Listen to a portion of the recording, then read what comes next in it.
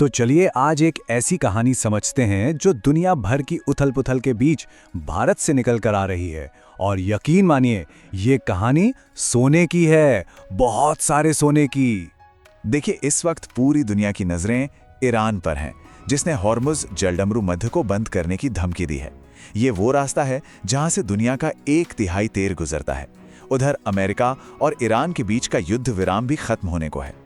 मतलब हर गुजरते पल के साथ दुनिया एक बड़े आर्थिक संकट के मुहाने पर खड़ी है।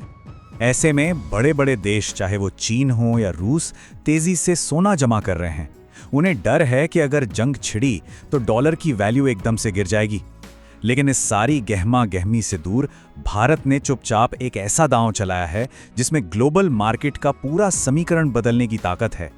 तो जब दुनिया बाहर की हलचल में उलझी थी, तब भारत अपनी ही जमीन के नीचे दबे एक ऐसे सच को बाहर लाने की तैयारी कर चुका था जिसकी भनक शायद ही किसी को थी। जी हाँ, आंध्र प्रदेश के कुर्नूल जिले से जो खबर आई है वो कोई मामूली बात नहीं है। भारत के हाथ सोने का एक ऐसा भंडार लगा है जिसकी शायद किसी ने उम्मीद भी नहीं की थी। चलिए अब जरा इस पूरे प्रोजेक्ट की गहराई में उतरते हैं और देखते हैं कि आखिर ये भारत के लिए इतना खास क्यों बन गया है।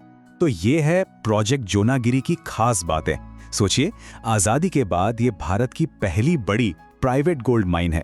इसे डेक्कन गोल्ड माइंस नाम की कंपनी मई 2026 तक शुरू करने जा रही है। ये वाकई में एक बहुत ही ऐतिहासिक कदम है। अब एक सवाल मन में आता है कि अगर यहाँ इतना सोना था तो भाई पहले क्यों नहीं निकाला गया? तो इसका सीधा सा जवाब है टेक्नोलॉजी। इस बार जोनागिरी में दोहरी रणनीति अपनाई जा रही है। ओपन कास्ट माइनिंग यानी सतह से खुदाई और अंडरग्राउंड माइनिंग यानी जमीन के भीतर सुरंग बनाकर। ये वो एडवांस तरीके हैं जो मिट्टी के कण कण से सोना निकालना मुमकिन बनाएंगे, और वो भी पर्यावरण का पूरा ध्यान रखते हुए। लेकिन इस खोज का असली असर, इसका असली मतलब भारत की अर्थव्यवस्था पर पड़ेगा। चलिए देखते हैं कि कैसे ये भारत के आर्थिक भविष्य के लिए एक गेम चेंजर साबित हो सकता है। अब तक कहानी क्या थी हम सब जानते हैं। भारत दुनिया में सोने का सबसे बड़ा खरीदार रहा है।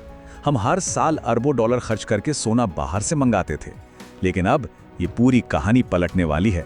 अब भारत सिर्फ सोना खरीदेगा नहीं, बल्कि अपनी मिट्टी से सोना निकालकर अपनी आर्थिक ताकत बढ़ाएगा।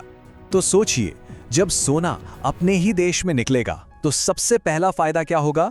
हमें इसे खरीदने के लिए डॉलर नहीं खर्च करने पड़ेंगे। मतलब सीधी सीधी विदेशी मुद्रा की बचत। और जब डॉलर बचेगा तो रुपया अपने आप मजबूत होगा। इसके साथ ही कुर्नूल जैसे इलाकों में हजारों लोगों को काम मिलेगा और भारत का पूरा माइनिंग सेक्टर एक नई रफ्तार पकड़ेगा। पर यह कहानी सिर्फ पैसों तक ही सीमित नहीं है। इसका एक और एंगल है जियोपॉलिटिक्स का। और इस खोज का समय इसे एक भू राजनीतिक मास्टर स्ट्रोक बना देता है। जरा इसके टाइमिंग पर गौर कीजिए। ये खदान ठीक उस वक्त चालू हो रही है जब दुनिया में तनाव चरम पर है। अगर हालात और बिगड़ते हैं और अस्थिरता बढ़ती है तो सोने के दाम आसमान छुएंगे। ऐसे में अपने पास सोने का खुद का उत्पादन होना किसी जैकपॉट से कम है क्या? मतलब जब दुनिया उलझी हुई है तब भारत अपना घर मजबूत कर रहा है। और ये एक लाइन इस पूरी नई भावना को कितनी खूबसूरती से बयां करती है। ये उस नए भारत की तस्वीर है जो अपनी समस्याओं का समाधान खुद ढूंढ रहा है।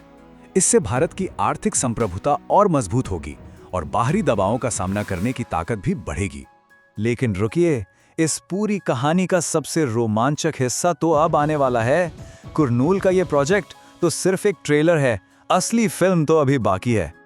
देखिए, प्लान बिल्कुल साफ है। कुर्नूल में जो मॉडल कामयाब होगा उसे अब पूरे देश में लागू करने की तैयारी है। राजस्थान हो, कर्नाटक हो या झारखंड, भारत की मिट्टी में बेशुमार दौलत छुपी हुई है। और वो दिन दूर नहीं जब made in India gold bars दुनिया के बाजारों में अपनी एक अलग पहचान बनाएंगे। और कहानी यहीं खत्म नहीं होती।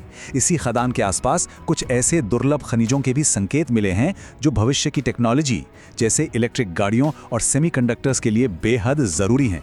यानी कुर्नूल सिर्फ सोने की खान नहीं, बल्कि भारत के भविष्य का पावर हाउस बनने जा रहा है। लेकिन क्या ये सब इतना आसान होगा?